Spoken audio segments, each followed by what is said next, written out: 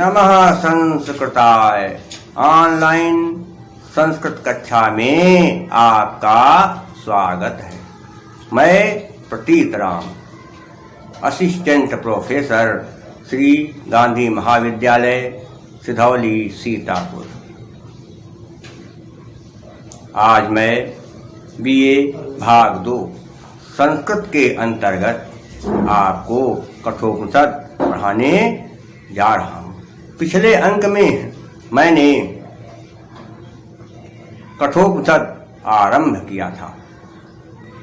उसके अंतर्गत आपको बताया था कि वाजश्रवा के पुत्र उद्दालक मुनि ने विश्वजित यज्ञ किया और उस विश्वजित यज्ञ में वह ब्राह्मणों को बूढ़ी गायों का दान कर रहे थे। ऐसी गायें जो ना ठीक ढंग से कुछ खा सकती थी, न ठीक ढंग से कुछ पी सकती थी और गर्भ धारण करने में भी वह असमर्थ थी। नचिकेता ने देखा कि उनके पिताजी ऐसी गायों का दान कर रहे हैं जो गायें जिसके यहाँ जाएंगी उसको सुख तो नहीं दे पाएंगी, उल्टे दुख देंगी, क्योंकि वो व्यक्ति उनकी सेवा ही करता रहेगा, बदले में उसे दूध कभी भी नहीं प्राप्त होगा। तो ऐसी गायों को दान करने से स्वर्ग की प्राप्ति होना तो दूर, नरक में भी ठिकाना नहीं मिलेगा। इसलिए पिताजी को समझाना चाहिए कि ऐसी गायों का दान न करें। ऐसा विचार करके नचिकेता अपने पिता के पास गया और उसने अपने पिता से कहा कि हे पिताजी, आप ऐसी गायों का दान कर रहे हैं जो गायें दान देने के योग्य नहीं है।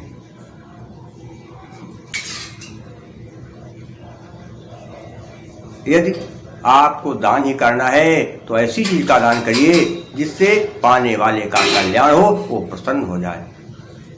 आप किसी को कुछ देना ही चाहते हैं तो आप मुझे किसी को दे दीजिए, मैं जिसके यहाँ जाऊंगा उसकी भली भांति सेवा करूंगा। पिताजी, आप मुझे किसको दे रहे हैं? नचिकेता ने एक बार कहा, पिताजी कुछ नहीं बोले। 2 बार कहा, कुछ नहीं बोले। जब नचिकेता ने तीसरी बार कहा, पिताजी आप मुझे किसको देंगे, तो उद्दालक मुनि को नचिकेता के ऊपर गुस्सा आ गया और उन्होंने कहा, मैं तुझे मृत्यु को दे रहा हूं। नचिकेता ने विचार किया, आखिर पिताजी ने ऐसा क्यों कहा? क्योंकि संसार में पुत्रों और शिष्यों की 3 श्रेणियां होती हैं। जो पुत्र और शिष्य अपने माता पिता और गुरु की आज्ञा का पालन उनकी आज्ञा देने से पहले ही कर लें तो फिर वह प्रथम श्रेणी के पुत्र और शिष्य कहलाते हैं। जो पुत्र और शिष्य आज्ञा देने के बाद अपने माता पिता और गुरु की आज्ञा का पालन करें वह मध्यम श्रेणी के, और जो पुत्र और शिष्य गुरु और माता पिता की आज्ञा देने के बाद भी उनकी बात न माने, ऐसे पुत्र और शिष्य अधम श्रेणी के माने जाते हैं। मैं अधम श्रेणी में कभी नहीं रहा, तो मेरे पिताजी ने मुझे ऐसा क्यों कह दिया? उसने अपने पिता से कहा, पिताजी आपकी मैं आज्ञा का पालन करूंगा और मैं मृत्यु के पास जा रहा हूं, आप मुझे यमराज के पास जाने की आज्ञा दीजिए। उद्दालक ने सोचा कि ये तो बड़ा जो है गलत हो गया मुझसे, मेरे मुंह से क्या निकल गया। वो बेचारे चिंतित हो गए। उसने कहा, पिताजी अब मैं आपकी आज्ञा का पालन जरूर करूंगा। बेचारे उद्दालक दुखी हो गए। कहा, बेटा मैंने तो नहीं सोचा था कि तुम मेरी आज्ञा का पालन करोगे, मैं बहुत चिंतित हो गया हूँ। नचिकेता ने अपने पिता उद्दालक मुनि को समझाते हुए कहा, हे पिताजी, अनुपश्य यथा पूर्वे प्रतिपश्य तथा परे, सस्यमिव मृत्यः पच्यते सस्यमिवा जायते पुनः। अनुपश्य माने होता है विचार कीजिए।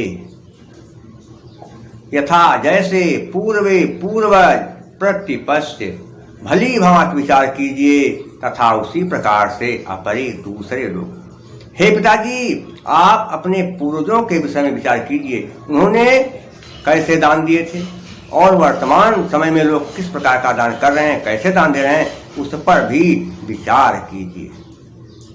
क्योंकि जो वस्तुएं हैं संसार में हमारे पास, धन रुपया कतौर जो भी चीजें, वो सब नश्वर है, अपनी नहीं है। इसलिए दान देते समय संग्रह की इच्छा नहीं रखना चाहिए। क्योंकि सस्यम फसल के यु माने समान, मृत्य मनुष्य पच्यते पक जाता है, अर्थात बूढ़ा हो जाता है और फिर मर जाता है। सस्यम फसल के समान यु, सस्यम फसल यु समान, जायते पैदा हो जाता है पुनः दोबारा। मनुष्य संसार में फसल के समान पैदा होता है, और जैसे फसल पक जाती है वैसे मनुष्य भी बूढ़ा हो जाता है और मर जाता है, और इसके बाद फिर जन्म लेता है। तो मनुष्य केवल जन्मता मरता रहता है। इसलिए मनुष्य को इस सांसारिक माया मोह से दूर रहना चाहिए। केता ने कहा कि हे पिताजी, आपके पूर्वजों ने कैसा किया है और वर्तमान समय में दूसरे लोग कैसा कर रहे हैं, उस पर आप विचार कीजिए। क्योंकि मनुष्य फसल के समान पक जाता है, बूढ़ा हो जाता है और फिर मर जाता है, और इसके बाद दोबारा पैदा होता रहता है। इसलिए जन्म मरण का चक्र चलता रहता है। अब सबसे पहले यहाँ पर हमें संधि देखना है। तथा परे, तथा में बड़ा का स्वर है और उसके बाद अपरे, बड़ा के बाद छोटा, दो आ मिले, इसलिए अकह सवर्णे दीर्घा के नियम से दीर्घ संधि हो गई। इसके अतिरिक्त इसमें जो है यदि समास देखा जाए तो कहा होगा मृत्यापच्यते, मनुष्य पक जाता है। तो इसमें क्या लगाएंगे, बहुव्रीहि समास कि मृत्यापच्यते येन तत्, मनुष्य पक जाता है जिसके द्वारा वह, मृत्यापच्यते येन तत्। इसके अलावा प्रतिपस्पस्य में लेप प्रत्यय है, मृत्या में यत प्रत्यय है और उपमा अलंकार है। क्योंकि मनुष्य को फसल के समान बताया गया। कैसे, प्रस्फुटम सुंदरम सामुपेत्य विधीयते, और जगती छंद है, 28 अक्षर होते हैं जगती छंद में। प्रसाद गुण वैदर्भी रीत है। नचिकेता ने अपने पिता से आज्ञा ली। पिता ने अनमने ढंग से अर्थात बेमन नचिकेता को जाने की आज्ञा दे दिया, लेकिन उनके मन में चिंता बहुत भारी हो गई कि आखिर मैंने क्या कह दिया। इसके बाद नचिकेता सीधे यमलोक पहुंचा। अब आप सोच रहे होंगे कि नचिकेता सशरीर यमलोक पहुंच गया। नचिकेता बड़ा तेजस्वी बालक था, उसमें अद्भुत शक्ति थी, इसलिए वह सशरीर यमलोक पहुंच गया। जब नचिकेता यमलोक पहुंचा तो वहां उसने यमलोक में रहने वाले सेवकों से कहा कि यमराज हैं। उन्होंने कहा यमराज समय नहीं है। इसके बाद फिर नचिकेता यमराज के मंत्री से मिला, कहा यम देवता हैं। मंत्री ने कहा यम देवता इस समय बाहर गए हैं, अब आप यहाँ किस लिए आए हैं बताइए। उसने कहा मेरे पिता ने मुझे यम देवता के पास भेजा है। मंत्री चौंक गया, कहा ये क्या हो गया, तुम सशरीर आ गए। उसने कहा हाँ मैं सशरीर आया हूँ। फिर मंत्री ने कहा बेटा तुम कुछ जलपान कर लो। नचिकेता ने कहा जब तक यमराज यहाँ नहीं आएंगे मैं उनसे मिलूंगा नहीं, तब तक मैं यहाँ का अन्न जल ग्रहण नहीं करूंगा। मंत्री ने बहुत कहा, लेकिन नचिकेता ने वहाँ कुछ भी ग्रहण नहीं किया। और फिर 3 दिन वहां बीत गए और नचिकेता 3 दिन भूखा प्यासा रहा, कुछ भी उसने अन्न जल ग्रहण नहीं किया। इसके बाद जब यमराज लौट कर आए तो यमराज की पत्नी ने यमराज से कहा कि मैंने इस बालक से बहुत कहा कि बेटा खा लो, लेकिन उसने कुछ भी ग्रहण नहीं किया है, इसलिए हमसे बड़ा भारी पाप हो रहा है, इस बालक को प्रसन्न करिए।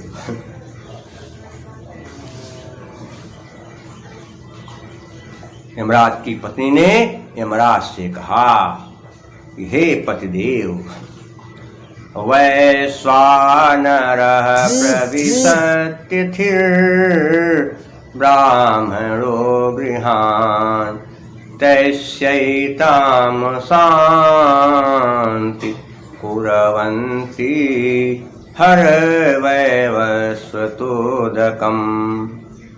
वैश्वानरः, वैश्वानर कहते हैं अग्नि देवता को।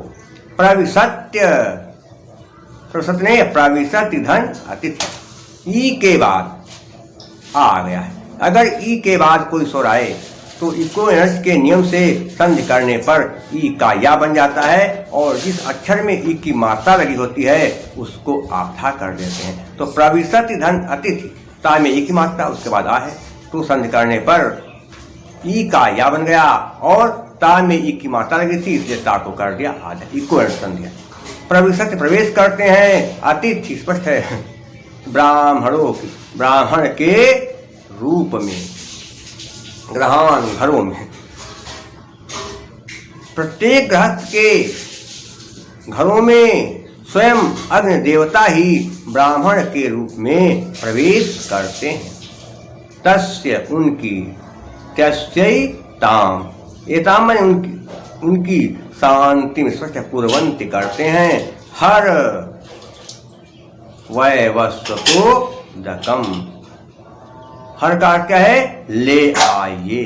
क्या लाना है, वैवस्वत मने हे सूर्यपुत्र, रात को क्या कहा जाता है, सूर्यपुत्र, वैवस्वत माने सूर्यपुत्र, उदकम माने जल, इसलिए हे सूर्यपुत्र आप इस बालक के पांव धोने के लिए जल ले आइए।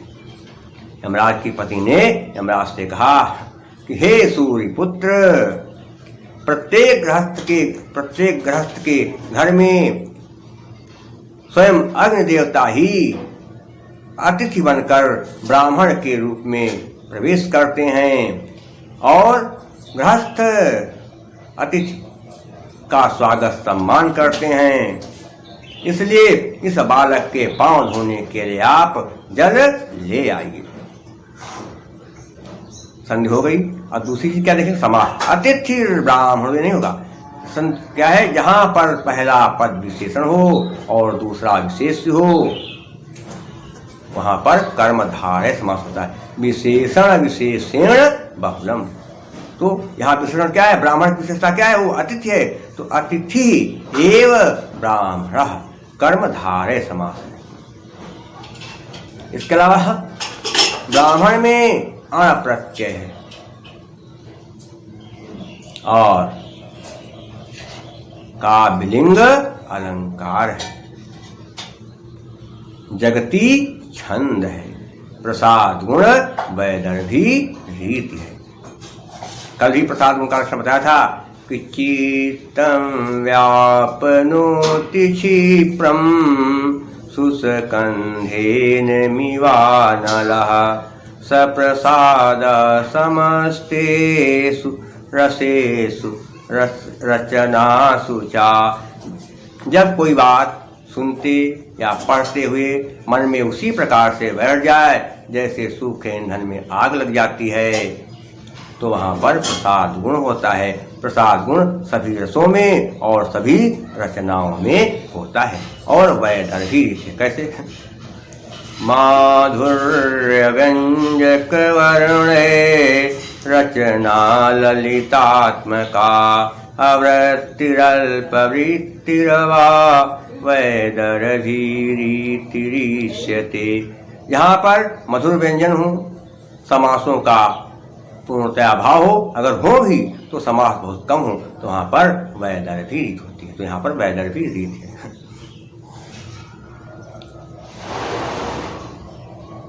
यमराज की पत्नी ने आगे यमराज से कहा, सुनिए पतिदेव, आशा प्रतीक्षे संगतम सुनतां चा इष्टापूर्ते पुत्र पशुंश्च सर्वान् एतद् भृङ्गक्ते पुरुषस्याल्पमेधसो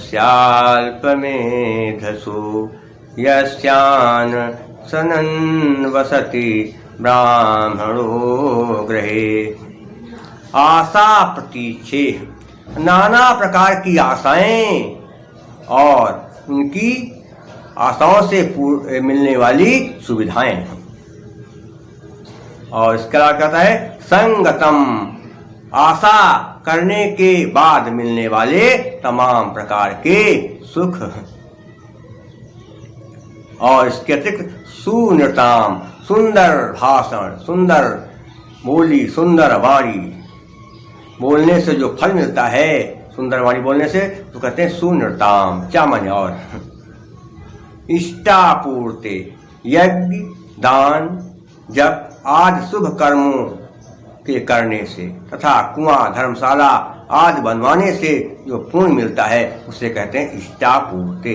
पुत्र पशुंस, पुत्रों को और पशुओं को सर्वान सभी, एतद या इनको वृंगक्ते नष्ट कर देता है, पुरुषस्य मनुष्य की अल्पमेधसु कम बुद्धि वाले, यस्य मन जिसके यहाँ अनस्नन बिना खाए हुए वसति रहता है, ब्राह्मणो गृहे, ब्राह्मण गृहे घर में।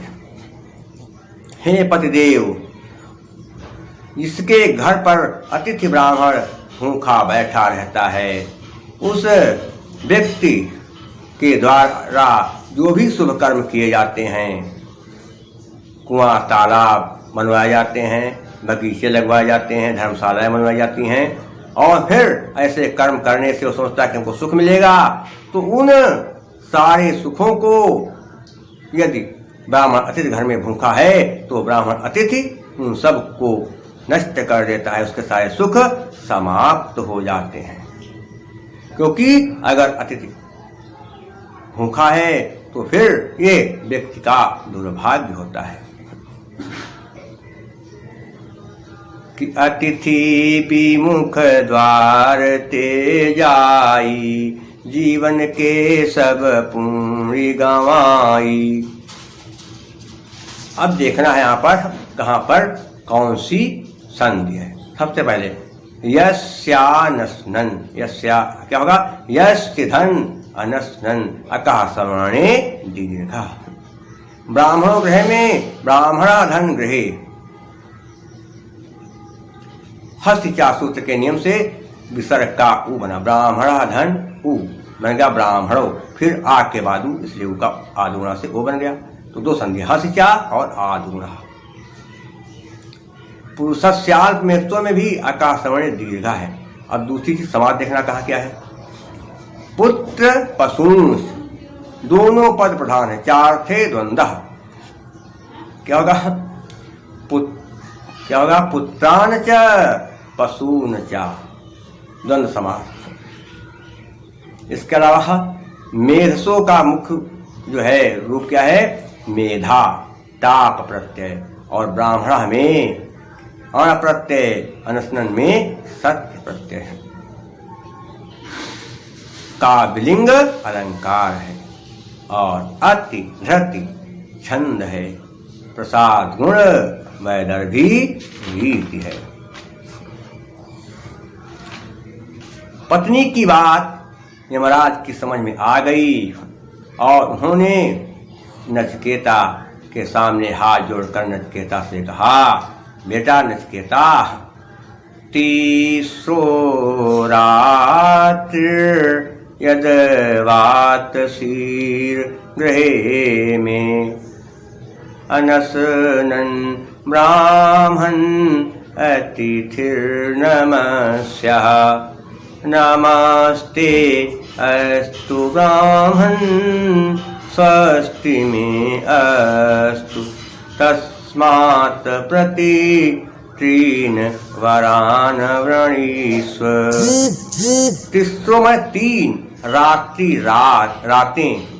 यत नहीं होगा, यत जो अवातसी रहे हैं ग्रहे घर में मेरे।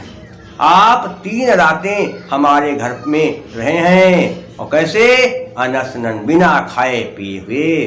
ब्राह्मण अतिथि, हे ब्राह्मण अतिथि नमस्या, आपको नमस्कार है। लिखा तो है अतिथि नमस्या, कल भी बताया था कि ई के बाद विसर्ग है, अतिथि धन नमस्या। अगर आकार को छोड़कर किसी स्वर के आगे विसर्ग हो, उसके बाद कोई स्वर हो या किसी वर्ग का तीसरा चौथा पांचवा अक्षर हो, तो संधि करने पर विसर्ग का रा बन जाता है। अतिथि धन नमस्या बन गया अतिथि नमस्या। सोरु संधि का नियम है। तो हे ब्राह्मण अतिथि, आपको नमस्कार है, प्रणाम है। आप बिना खाए पिए हमारे यहाँ 3 रातें रहे हैं। नमस्ते अस्तु ब्राह्मण, आपको नमस्कार है, आपको नमस्कार हो। स्वस्ति कल्याण में मेरा अस्तु हो, मेरा कल्याण हो, आपको प्रणाम है। तस्मात् आप 3 रातें हमारे यहाँ रहे हैं, इसलिए प्रत्येक रात के बदले में आप हमसे 3 वरदान मांग लीजिए। अब यहाँ देखना क्या, मैं अस्तु ए अथवा ओ के बाद अगर आ है तो संधि करने पर इंग पदांतादत के नियम से आ का अवग्रह चिन्ह बन जाता है। यहाँ देखिए बन गया आ का अवग्रह चिन्ह। खंडा का अंग्रेजी का यस ऐसा होता है अवग्रह चिन्ह।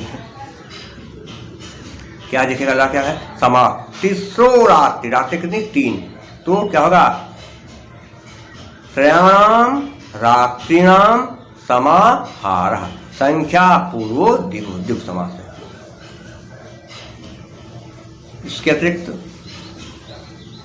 प्रत्यय कहाँ है? अनशनन में सत्र प्रत्यय है। और अलंकार कौन सा है? काव्यलिंग। क्यों 3 वरदान दे रहे हैं? 3 रातें नचिकेता यमराज क्या भूखे रहे हैं। हेतुर्वाक्य पदार्थत्वे काव्यलिंगम निगद्यते। और अतिधृति छंद है, प्रसाद गुण वैदर्भी रीति है, भारती भृत्य है। शेष अगले अंक में। नमः संस्कृताय।